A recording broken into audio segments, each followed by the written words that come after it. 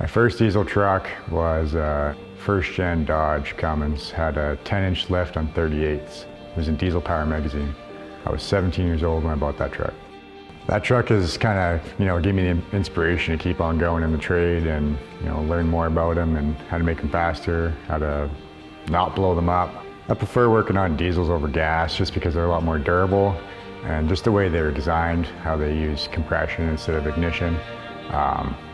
I just like the fact that they're all turboed. They're all capable of making 1,000 horsepower fairly simply. S&M Diesel stands out as a workplace for me because my mom started it from the ground up, and she gave me the opportunity to start at the bottom like everyone else as a first-year apprentice, taking out garbages, sweeping floors, slowly work my way up. She always challenged me to do better, learn more, and it's become my life now. Something I love about the team at S&M Diesel is my position allows me to teach the apprentices about diesel. Not a lot of shops specialize in diesel, so most people don't get the knowledge that they can here. Even journeymen that come from other shops generally aren't very experienced in what we do. So I like to be able to transfer down my knowledge and help them better themselves at their job. It gives me the opportunity to, work on my leadership skills and find new ways to help and teach more people that come into our shop so that eventually they can be seasoned technicians like us as well. Some of the things that keep me motivated at S&M Diesel is trying to find new innovative ways to make trucks more powerful and reliable. Like my own truck, I drive a Dodge, and Dodge didn't do some of the things I like, and I'm always trying to find new ways to make more power out of my own truck and to make it more reliable. And I'm constantly building my skills, learning new things on my own vehicle, transfers that knowledge to customer vehicles as well. Something most people don't realize about our jobs is you're one broken bolt away from a 2-hour job turning into an entire day process, and there's absolutely nothing we can do about that. It isn't something that's intentional, but it does cost money. We always try and inform the customer that, these things do happen, and there's no real way of being able to tell how these things are going to play out.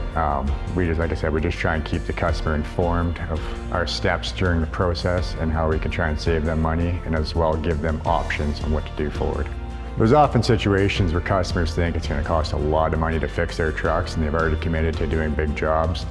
One of the jobs in particular that comes to my mind is a customer brought a 6.7 Ford in, had blow-by, had knocking in the engine, and he was ready to do a whole engine. I told him I just wanted to pull the valve cover off it quick, just check a few things, push rods, rockers. I ended up finding a burnt out injector washer on the one injector, ended up pushing compression back into the crankcase.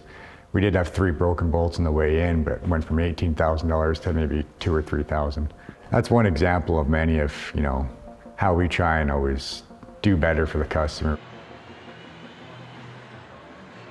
I feel like the work I do here helps contribute to customers in the sense that, we're specialists in diesels, and it may take us a lot less time to diagnose something than another shop just because we do have so much knowledge on all the makes of diesels. We see a lot of them every day. We see a lot of different problems, a lot of different variety of problems, and a lot of things other people maybe not see very often in their shop. Being specialty in diesel will definitely cut down your diagnosis time trying to find problems as well. Maybe if you're not so familiar with them, your diagnosis time will run long, and that cost comes back to the customer. I feel that our speed's a contributing factor to helping the customer, save some money in his wallet and coming back in the future for more work. Some of the things I like to do outside of work to break up the schedule of working every day here is I like to go camping, I like to, ride my side-by-side, I like to break my side-by-side a lot, and that makes me keep coming back to work to fix it. If I could give one piece of advice to someone to think about becoming a diesel tech, it's when you buy tools, buy them once, spend the money once.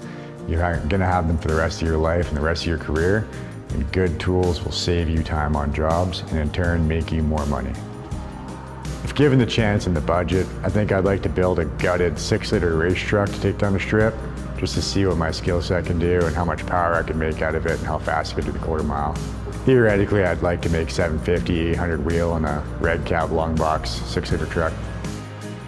One of the jobs I'm proud of that I've done is a job for a customer in his 2014 Dodge. We did about 18 inches of lift, 42-inch tires, 26-inch wheels. I pretty much built the whole custom lift myself. I built the whole truck from the ground up, built transmission, built diffs front and rear. There's countless other things we did on it. I was on the truck for over a month, probably over 100 hours into it myself, and it was very rewarding when it was done. If I could ask one small favor from our customers to help them help me, it'd be to tell the truth on what happened to your truck the first time. Not telling the truth the first time prolongs the diagnosing process and makes my job a lot harder and brings up your bill a lot more. I'm not your wife, I'm your mechanic. It doesn't matter to me what you did to the truck, I'm just here to help you fix it.